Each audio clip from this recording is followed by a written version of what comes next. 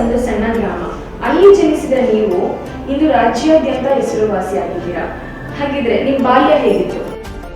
ಈ mother Teresa ಅವ್ರನ್ನೆಲ್ಲ ನೋಡಿದಾಗ ನಾನು ಆ ರೀತಿ ಸೇವೆ ಮಾಡಬೇಕು, ಪವಾಡ ಪುರುಷರು ದೇವತಾ ಇರ್ತಾರೆ, ನಾನು ಅವರಂತ ಭಕ್ತಿ ಆಗಬೇಕು ಅನ್ನಿಸ್ತಾ ಇತ್ತು.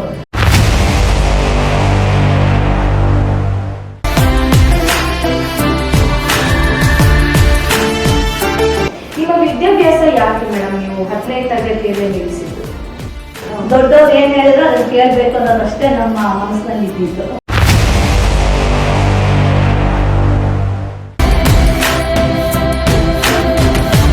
ನೀವೇನಾದ್ರೂ ರಾಜಕೀಯದಲ್ಲಿ ಇರ್ತಿದ್ರೆ ಒಬ್ಬ ಪ್ರಭಾವಿ ರಾಜಕಾರಣಿ ಆಗಿರ್ತಿದ್ರಿ ಅನ್ಸುತ್ತೆ.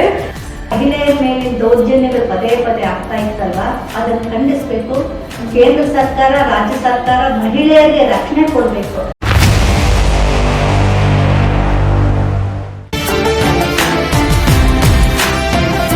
ಇದರೆಲ್ಲ ನಡುವೆ ನಿಮ್ಮ ಬೆಳವಣಿಗೆ ಸಮಾಜದಲ್ಲಿ ನಿಮ್ಮ ಗೌರವ ಹೆಚ್ಚು ಮಾಡ್ತಾರೆ.